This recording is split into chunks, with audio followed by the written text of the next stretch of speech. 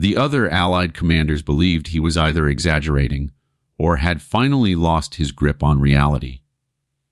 The Germans, for their part, were openly amused. Adolf Hitler's sudden winter offensive had torn a massive rupture through the Allied front lines in the Ardennes Forest, a breach the newspapers would soon name the Bulge. German commanders were convinced they had achieved the unthinkable, total strategic surprise against what they viewed as an overconfident and complacent American army. In their minds, the Western Allies were on the brink of collapse. They believed their gamble would work. 3 German armies, nearly 250,000 men, and over 1,000 tanks, were driving through frozen forests toward Antwerp. If they reached the port, the Allied coalition would be split in two, and Germany might finally force a negotiated peace. Who, under such conditions, could possibly stop them? The Germans had not accounted for George S. Patton, and they certainly did not expect that during the coldest winter Europe had experienced in decades, with temperatures plunging well below freezing. This American general would not merely halt their advance, but shatter it completely. What followed was one of the most dramatic reversals in military history, a campaign in which Patton's Third Army turned Hitler's final gamble into a catastrophic defeat and stained the snow-covered forests of the Ardennes red with German losses.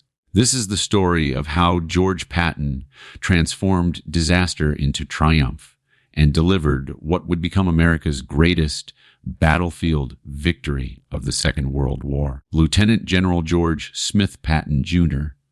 was 59 years old when destiny summoned him to the Ardennes. Born in 1885 into a family steeped in military tradition, Patton had spent his entire life preparing for a moment when everything would hinge on a single commander's will, believing from an early age that he was meant for greatness on the battlefield. By December 1944, Patton commanded the U.S. Third Army, more than 250,000 men supported by hundreds of tanks, and his reputation was already legendary. The Allies knew him as their most aggressive armored commander, and the Germans feared him. But on December 16, 1944, the war changed overnight.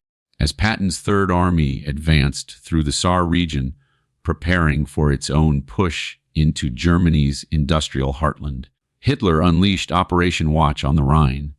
In the pre-dawn darkness, 29 German divisions smashed into lightly defended American positions in the Ardennes, an attack staggering in both scale and audacity. The German plan was simple and bold: drive 60 miles through Belgium and Luxembourg, seize Antwerp, and split British and American forces apart. But what made it truly shocking was its timing.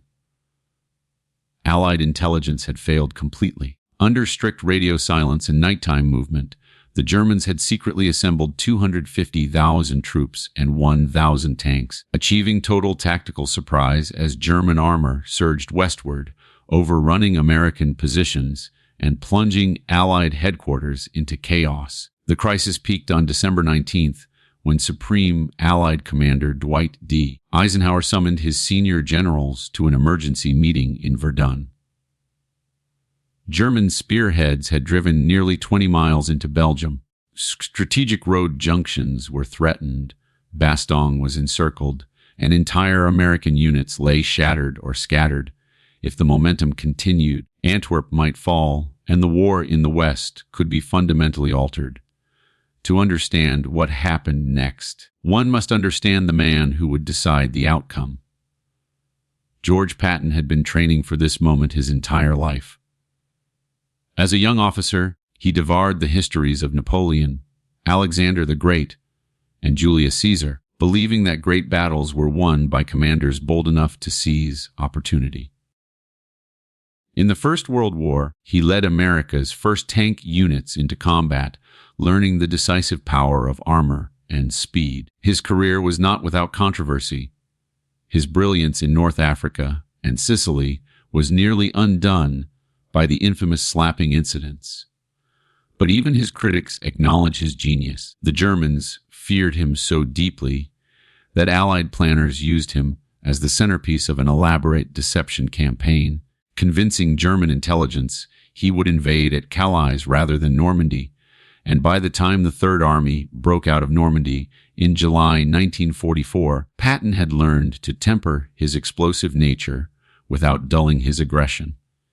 His leadership style was unlike any other Allied commanders. While most generals stayed behind secure headquarters, Patton lived near the front, visiting units constantly, often riding in an open jeep under enemy fire, understanding that soldiers fought harder when they saw their commander sharing their danger. The results spoke for themselves as the Third Army raced nearly 600 miles across France in 4 months, liberating vast territory and capturing hundreds of thousands of German prisoners. Though by autumn supply shortages and stubborn resistance at places like Metz slowed the advance, and critics began to whisper that Patton was only effective in pursuit, the Ardennes would silence those doubts forever.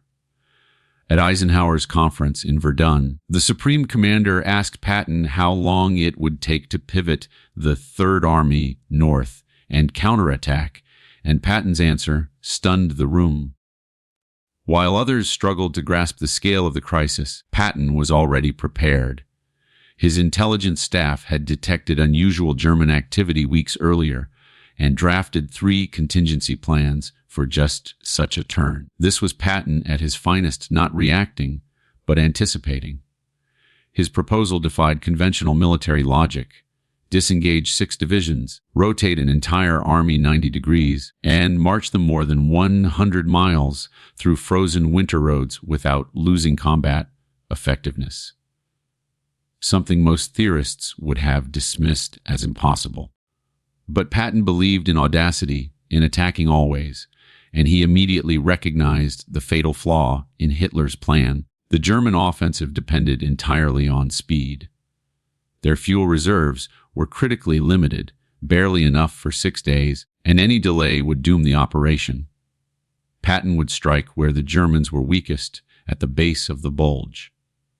On December 19th, he left the Verdun meeting and issued a single-coded command to his headquarters: play ball, and the plan was activated.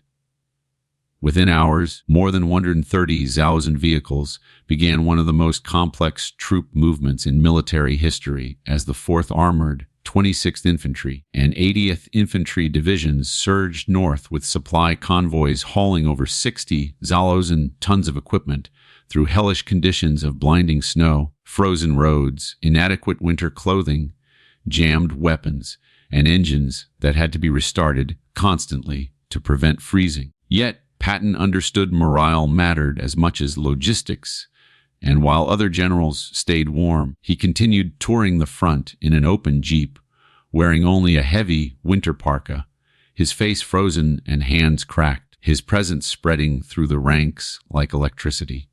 Old blood and guts is out here with us. And his confidence became contagious as he told his soldiers they were the best in the world, and they believed him. German commanders were stunned. General Erich Brandenberger of the German 7th Army expected resistance, but not this speed, and the Germans, who believed winter would paralyze the Allies as it had armies in Russia, were wrong. By late 1944, the Wehrmacht was no longer the force that had conquered Europe, its units filled with teenage boys and aging reservists, short on supplies, fuel, and winter gear. When Patton's attack began on December 22nd, it caught the Germans completely off guard as American armor and infantry smashed into their flank across a 20-mile front. Advancing 7 miles on the first day alone amid savage fighting, where Shermans dueled tigers and panthers across frozen fields littered with burning wreckage. Patton even ordered his chaplain to write a prayer for clear weather, and on December 23rd, the skies cleared as Allied fighter bombers descended on German columns with devastating force. On December 26th, elements of the 4th Armored Division broke through to Bastogne and linked up with the besieged 101st Airborne. The corridor narrow, but the encirclement shattered. Patton was not finished. 6 more weeks of brutal combat followed. Frozen foxholes, frostbite, endless artillery, until the snow itself turned red, and on January 16, 1945, American forces met at Hafelize, the Bulge eliminated and Hitler's last offensive destroyed. German losses exceeded 100,000 men, hundreds of tanks and aircraft lay wrecked, and Germany's final strategic reserves were gone forever. Patton had done the impossible, later writing, "Destiny sent for me when things got tight."